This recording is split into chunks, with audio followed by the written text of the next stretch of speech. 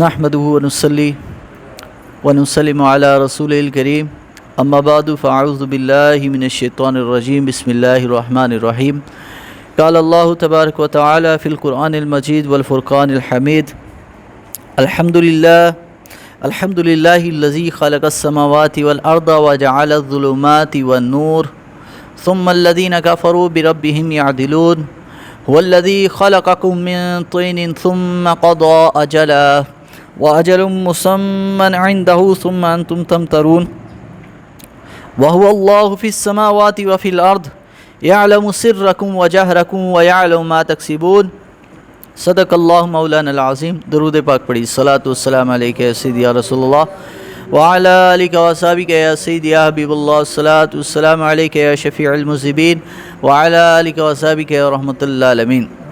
معزز سامعین و حاضرین، سورہ انعام 7واں سپارہ ہے اور یہ قرآن عظیم الشان کی صحیفے کے حساب سے یہ 6ٹھی صورت ہے. تو سورہ انعام یہ مکہ المکرمہ میں نازل ہوئی ہے، لیکن اس کی صرف 3 آیتیں وہ ہیں جو کہ مدینہ منورہ میں نازل ہوئی ہیں. 165 کل آیتیں ہیں اور اس کے 20 رکوع ہیں، اور 165 میں سے 3 آیتیں مدینہ میں اور 162 آیتیں مکہ المکرمہ میں نازل ہوئی. جو بھی صورت جب اترتی ہے تو اس کا کوئی نہ کوئی اس کے اندر عنوان ہوتا ہے، ٹاپک ہوتا ہے، جس پر اللہ تعالیٰ اس بات کے حوالے سے اس میں گفتگو فرماتا ہے، کلام فرماتا ہے. ان آیات مبارکہ کے اندر جو میں نے تلاوت کی ہے اور یہ مکمل صورت، اس میں بنیادی طور پر کل 5 چیزوں پر اللہ تعالیٰ نے کلام فرمایا ہے. نمبر 1 پر توحید پر، اللہ کی الوہیت، اللہ کے ایک ہونے پر. نمبر 2 پر رسالت، اور نمبر 3 پر وحی. نمبر 4 پر مرنے کے بعد اٹھنے پر، یعنی قیامت والے دن ہم دوبارہ اٹھا دیے جائیں گے. اور نمبر 5 پر جزا اور سزا، یعنی حساب و کتاب کے بارے میں کہ مرنے کے بعد قیامت قائم ہوگی اور حساب و کتاب بھی ہونا ہے. بنیادی طور پر ان باتوں پر اور بھی اشارتاً بھی اللہ تعالیٰ نے اور باتوں پر بھی گفتگو فرمایا، کلام فرمایا ہے، لیکن ان 5 باتوں پر سورہ انعام کے اندر اللہ تعالیٰ نے جو ہے اس کا ذکر فرمایا ہے. اللہ کی توحید، رسالت، وحی، قیامت کے بعد دوبارہ زندہ ہونے کی، اور قیامت والے دن حساب و کتاب کے بارے میں اللہ تعالیٰ نے اس میں کلام فرمایا. تو میں نے 3 آیتیں تلاوت کی ہیں. یہ جو پہلا رکوع ہے سورہ انعام کا، یہ آج میں انشاءاللہ بیان کروں گا مکمل.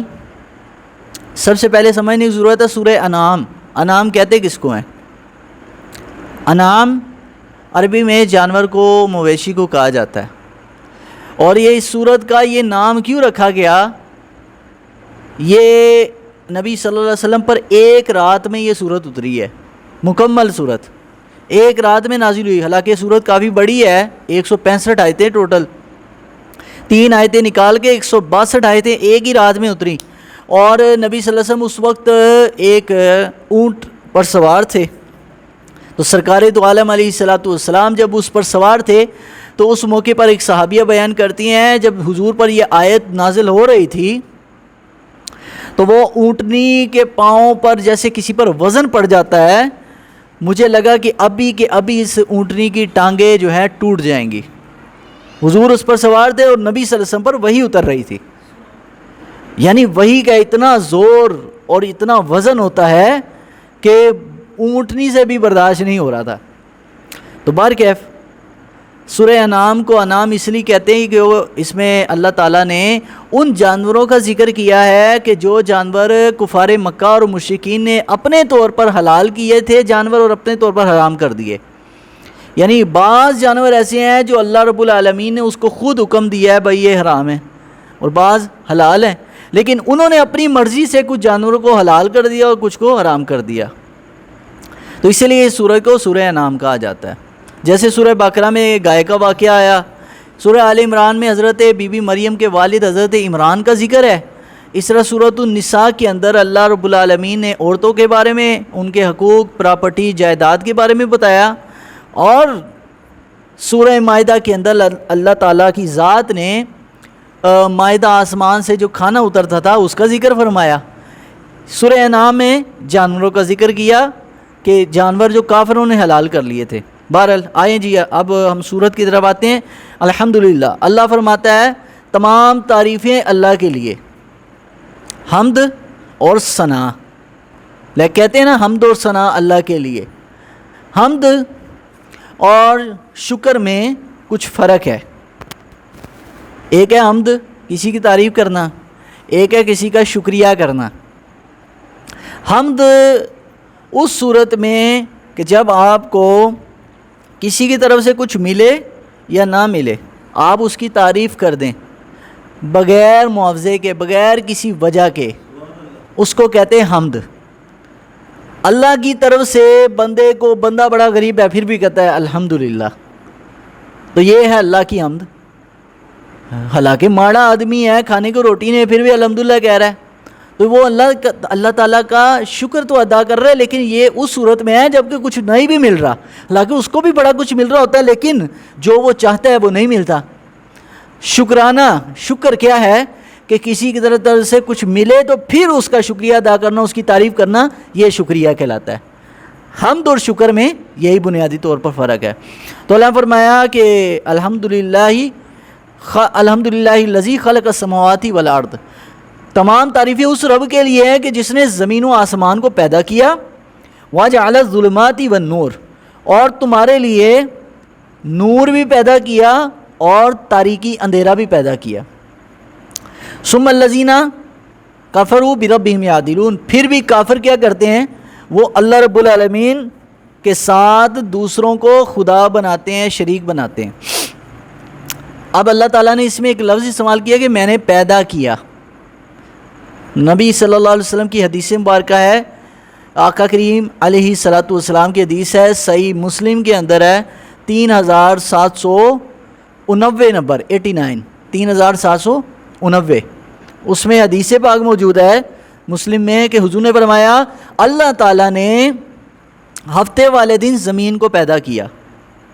قرآن میں تو ذکر ہے نا کہ پیدا کیا، اب کس دن پیدا کیا اس کا ذکر قرآن میں نہیں ہے، اس کا ذکر حدیث میں ہے۔ فرمایا اللہ نے ہفتے والے دن زمین کو پیدا کیا، ہفتے والے دن، اتوار والے دن اللہ نے پہاڑوں کو بنایا زمین پر، اور پیر والے دن اللہ تعالیٰ نے، یہ کون فرما رہا ہے؟ نبی صلی اللہ علیہ وسلم، پیر والے دن اللہ رب العالمین نے سبزے کو پیدا کیا، یہ درخت لگائے، پھل بوٹے، اور منگل والے دن زمین کے معدنیات، سونا، چاندی، ہیرے، موتی، جواہرات، یہ لوہا، تانبا، پیتل اور مکروہ چیزیں، ناپسند چیزیں زمین پر اللہ تعالیٰ نے پیدا کی منگل والے دن۔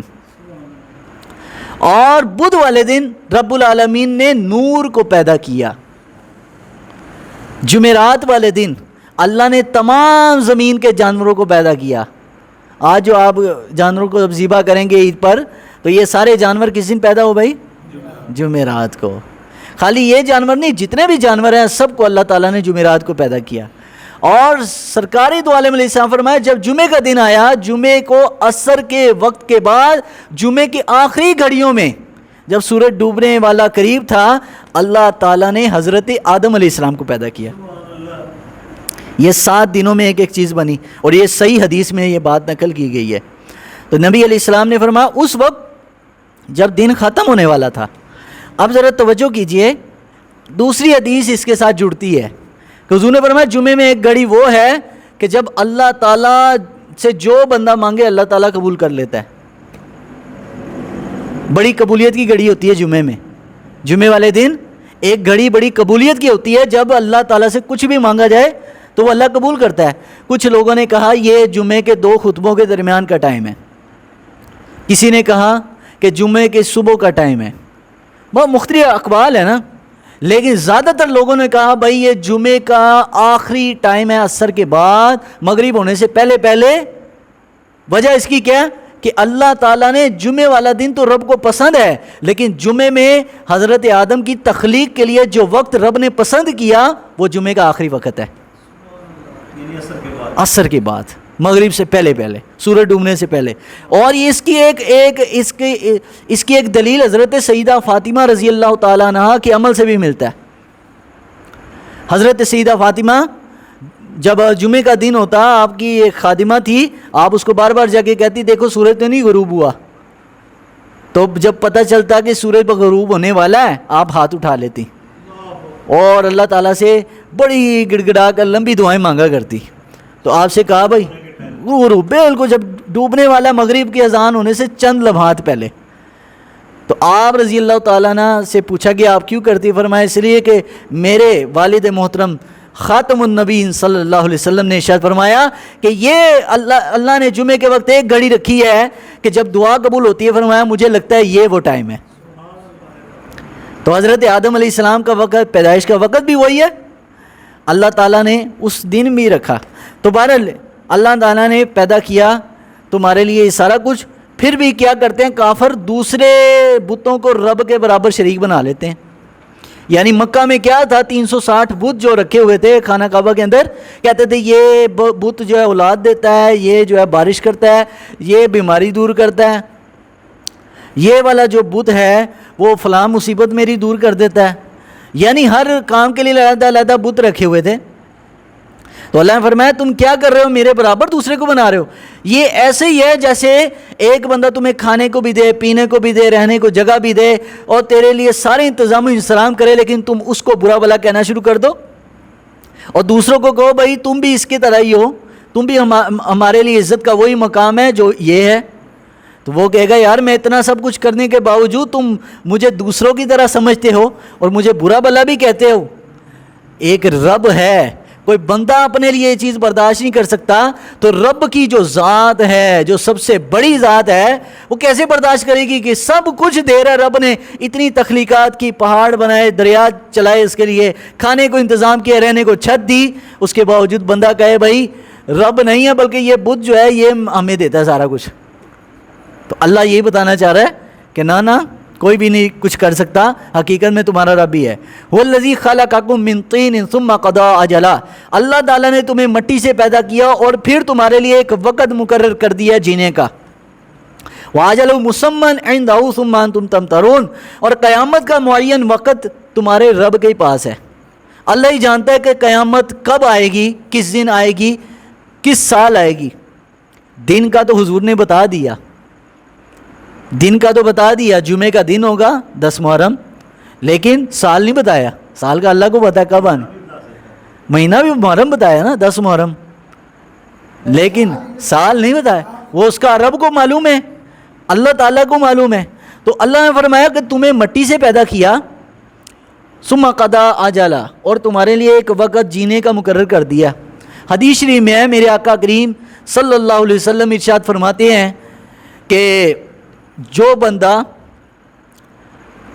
اپنی جب بیوی سے صحبت کرتا ہے اور اولاد کے پیدا ہونے کے لیے جب اس کا ایک قطرہ اس کی بیوی کے رحم میں جاتا ہے تو وہ ایک قطرہ فرشتہ اپنے ہاتھ میں تھامتا ہے اور اللہ سے پوچھتا ہے یا اللہ کیا یہ پیدائش اس کی ہوگی کہ نہیں؟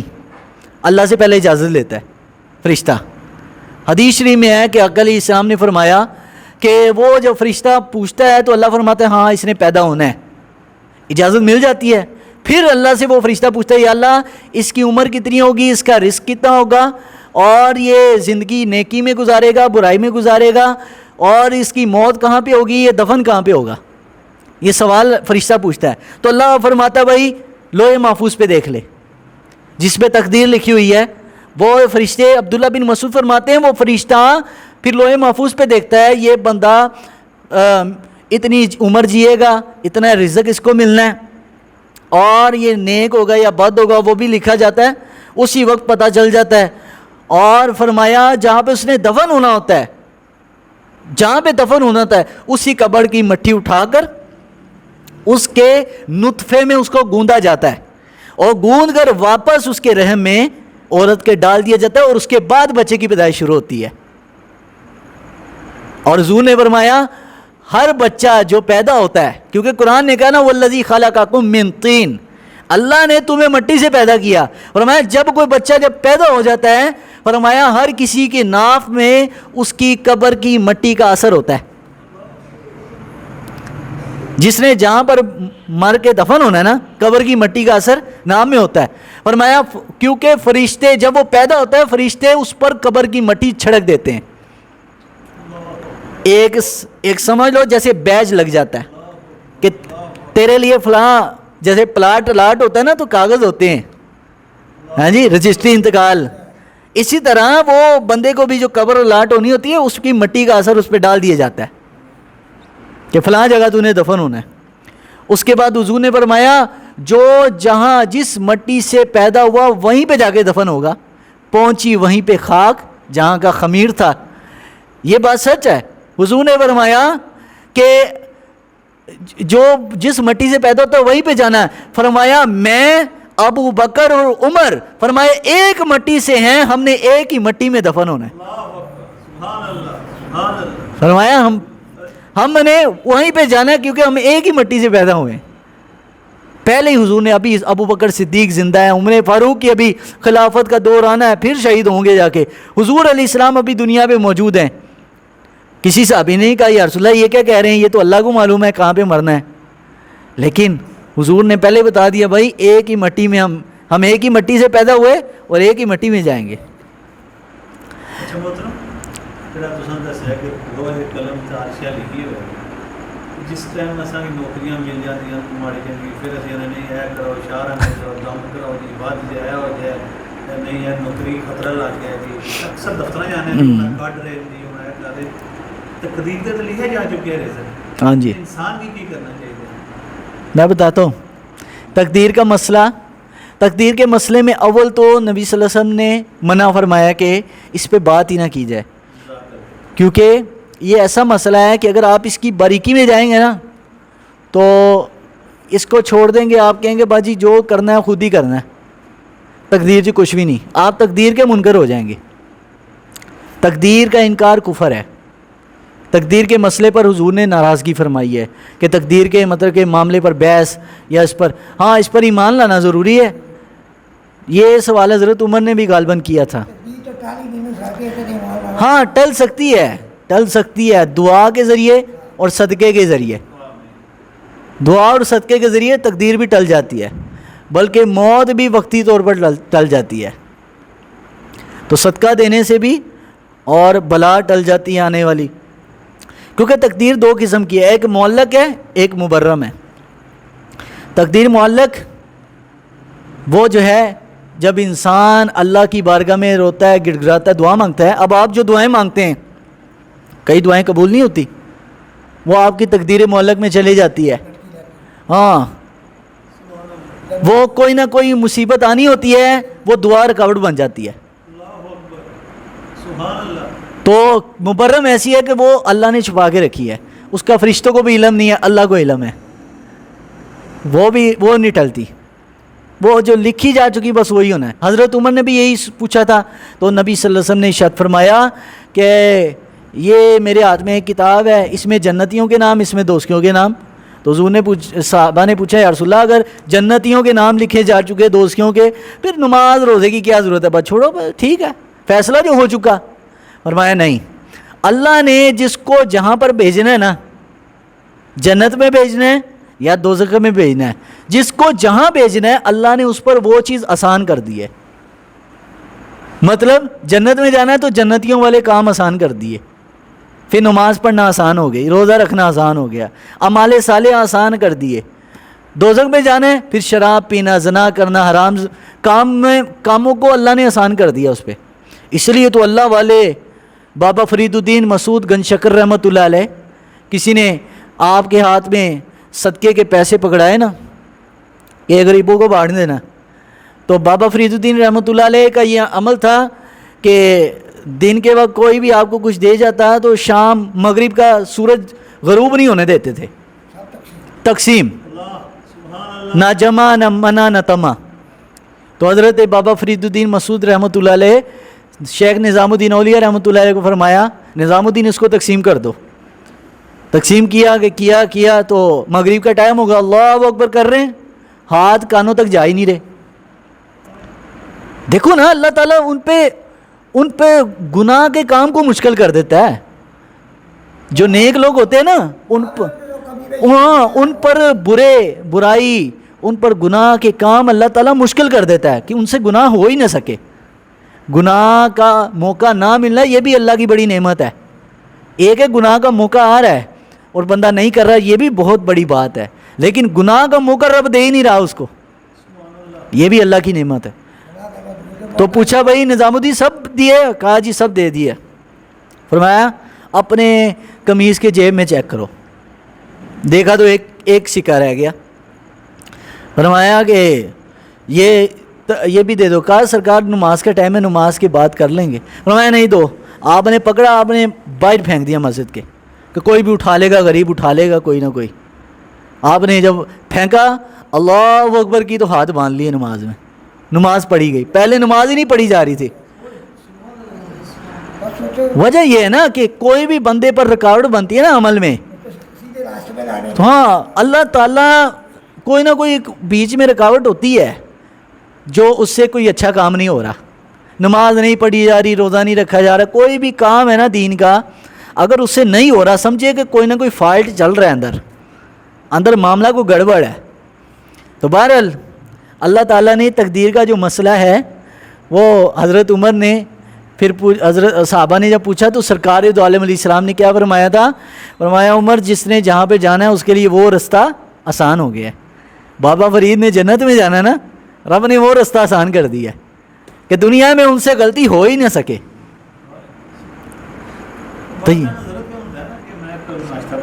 ہاں جی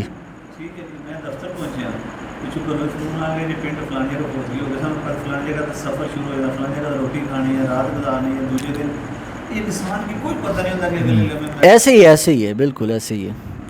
تو فرمایا وَهُوَ اللَّهُ فِي السَّمَاوَاتِ وَفِي الْأَرْضِ, اللہ ہی زمین و آسمان میں عبادت کا مستحق ہے.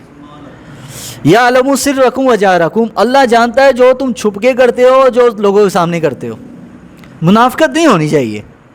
بندہ جیسے اوپر ہے ویسے اندر ہو, اندر سے کچھ اور, لوگوں کے سامنے میاں مٹھو, یا اندر سے جناب میاں مٹھو ہے, اوپر سے سخت لوگوں کو دکھانے کے لیے.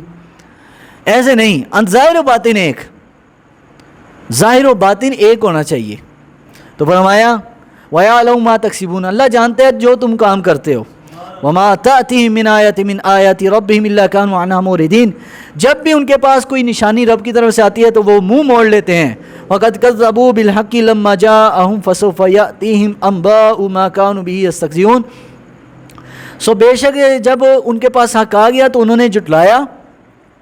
فَسَوْفَ يَأْتِيهِمْ, سو ان قریب یاتیہم آ جائے گا ان کے پاس ایسی خبریں, انباء ما کانوا بہ یستہزئون, ایسی خبریں ان کے پاس آ جائیں گی کہ جو ان سے پہلے لوگوں نے جن باتوں کو جھٹلایا, انباء ما کانوا بہ یستہزئون, ان باتوں کی خبریں کافروں کے پاس آ جائیں گی جس کا وہ مذاق اڑاتے تھے.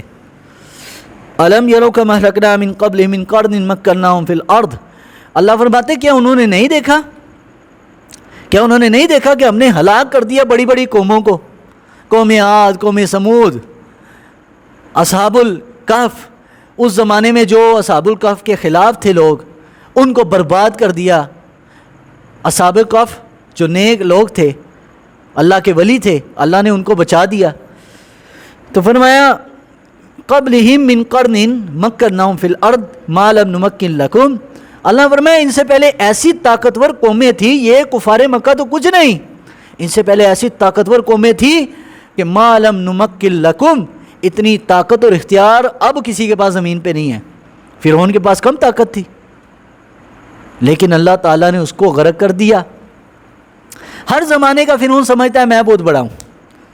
آپ دیکھ لینا پچھلی صدی, یہ 20ویں صدی کا جو آغاز ہوا جب خلافت عثمانیہ ٹوٹ گئی, اس کے بعد برطانیہ جس کی سلطنت پہ سورج غروب نہیں ہوتا تھا, سمجھتا تھا میں بہت بڑا طاقتور ہوں. اس نے بھی دعویٰ کر دیا انا ربکم الاعلی, میں بہت بڑی طاقت ہوں. اللہ نے اس کو بھی پاش پاش کر دیا۔ اس کے بعد روس آیا، روس کے بھی ٹکڑے ہو گئے۔ اس کے بعد امریکہ آیا، 41 نیٹو فورسز، دنیا کے طاقتور ملک، افغانستان جیسے پسماندہ علاقوں میں داڑھی پگڑی والے ان لوگوں پر جو زمین پر بیٹھ کر، صفوں پر بیٹھ کر دین پڑھنے والے اور چادر بچھا کر زمین پر سونے والے، انہوں نے سمجھا ہم ان کو ملیاں میٹ کر دیں گے۔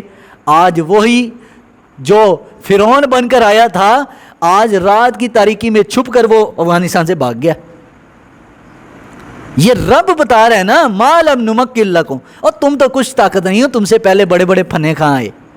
تو اللہ فرماتا ہے وارسلنا السماء علیہم مدرارا، اللہ نے ایسی ان پر زوردار پکڑ کی، ایسی موسلادھار بارش کی کہ ان کا سب کا صفایا ہو گیا۔ جب تیز موسلادھار بارش ہو نا، سب صاف ہو جاتا ہے، گاڑیاں، بڑے بڑے شہر ڈوب جاتے ہیں، بہہ جاتے ہیں۔ ہاں، وَجَعَلْنَا الْأَنْهَارَ تَجْرِي مِن تَحْتِهِمْ، اور انہوں نے بڑے بڑے محلات اپنے لیے نہریں بنائیں اور جن کھیتیاں تیار کیں، تو اللہ فرمایا فَأَهْلَكْنَاهُمْ بِذُنُوبِهِمْ، ان کے گناہوں کی پاداش میں اللہ تعالیٰ نے ان کو تباہ کر دیا۔ وَأَنشَأْنَا مِن بَعْدِهِمْ قَرْنًا آخَرِينَ، اور ہم نے ان کے بعد ایک اور قوم پیدا کر دی۔ ہر قوم کے بعد اللہ تعالیٰ ایک نئی قوم کو لے آتا ہے۔ وَلَوْ نَزَّلْنَا عَلَيْكَ كِتَابًا فِي قِرْطَاسٍ فَلَمَسُوهُ بِأَيْدِيهِمْ لَقَالَ الَّذِينَ كَفَرُوا إِنْ هَذَا إِلَّا سِحْرٌ مُبِينٌ، اے حبیب اگر ہم آپ پر جو قرآن ہے وہ نازل کر دیتے لکھی ہوئی صورت میں، کیونکہ تورات، زبور، انجیل، پہلی 3 کتابیں لکھی ہوئی صورت میں آئی، تختیاں لکھی ہوئی جاتی تھی، تو یہ بھی کفار مکہ نے کہا بھائی آپ ہمارے پاس بھی کوئی لکھی ہوئی شکل میں کچھ لے کے آئیں، ہم یہ زبانی قرآن کو نہیں مانتے۔ اللہ نے فرمایا کہ اگر ہم وہ لکھا ہوا بھی نازل کر دیتے نا، انہوں نے کہنا تھا ان ھذا الا سحر مبین، یہ بھی جادو ہے، یہ قرآن بھی کیا ہے، جادو ہے۔ تو اللہ نے فرمایا وقالوا لولا انزل علیہ ملک، اور انہوں نے یہ بھی ایک چیز کا شرط رکھی کہ آپ ہمارے پاس کو فرشتے کو بھیجیں، آپ تو ہماری طرح انسان ہیں۔ حضور صلی اللہ علیہ وسلم کو اپنی طرح انسان سمجھتے تھے۔ وَلَوْ أَنزَلْنَا مَلَكًا لَقُضِيَ الْأَمْرُ، اللہ نے فرمایا اگر ہم فرشتہ نازل کر دیتے لَقُضِيَ الْأَمْرُ، تو اللہ کا فیصلہ ہو جاتا۔ کیا فیصلہ؟ کہ فرشتہ بھی آ جاتا، تو پھر اگر فرشتے کا یہ انکار کرتے ثُمَّ لَا يُنظَرُونَ، پھر اللہ ان کو مہلت نہ دیتا، اللہ ان کو برباد کر دیتا۔ وَلَوْ جَعَلْنَاهُ مَلَكًا لَجَعَلْنَاهُ رَجُلًا وَلَلْبَسْنَا عَلَيْهِمْ مَا يَلْبِسُونَ، اور اگر ہم فرشتوں کو، اگر ہم رسول کسی فرشتے کو بنا کر بھیجتے تو اللہ فرماتے پھر بھی ہم ایک انسان کی صورت میں فرشتے کو بھیجتے، یعنی مرد کی شکل میں، کوئی وہ عورت کی شکل میں نہ ہوتا، مرد کی شکل میں۔ وَلَقَدِ اسْتُهْزِئُوا بِرُسُلٍ، اور اے حبیب آپ سے پہلے رسولوں کا بھی مذاق اڑایا گیا۔ فَحَاقَ بِالَّذِينَ سَخِرُوا مِنْهُمْ، تو اللہ تعالیٰ نے کیا کیا، فَحَاقَ، تو ان لوگوں کو گھیر لیا عذاب نے، مَا كَانُوا بِهِ يَسْتَهْزِئُونَ، جس کا وہ مذاق اڑاتے تھے، جس بھی نبی کا، اللہ تعالیٰ نے اس مذاق اڑانے کے سبب اللہ تعالیٰ نے اس کو عذاب میں ان کو گھیر دیا، اور ان قوموں کا نام و نشان مٹ گیا۔ آج ڈینمارک ہے، آج فرانس ہے، آج بڑے بڑے یورپی ممالک ہیں، حضور کے خاکے نعوذ باللہ بناتے ہیں، وہ سمجھتے ہیں شاید ہم یہ نبی صلی اللہ علیہ وسلم کی شان میں کمی کر رہے ہیں، حضور کی عزت میں کمی ہوگی، بلکہ اللہ کے حبیب کا ذکر اور بڑھتا جائے گا، یہ کم نہیں ہوگا۔ اللہ تعالی ہم سب کو عمل کی توفیق عطا فرمائے۔ اللہم صلی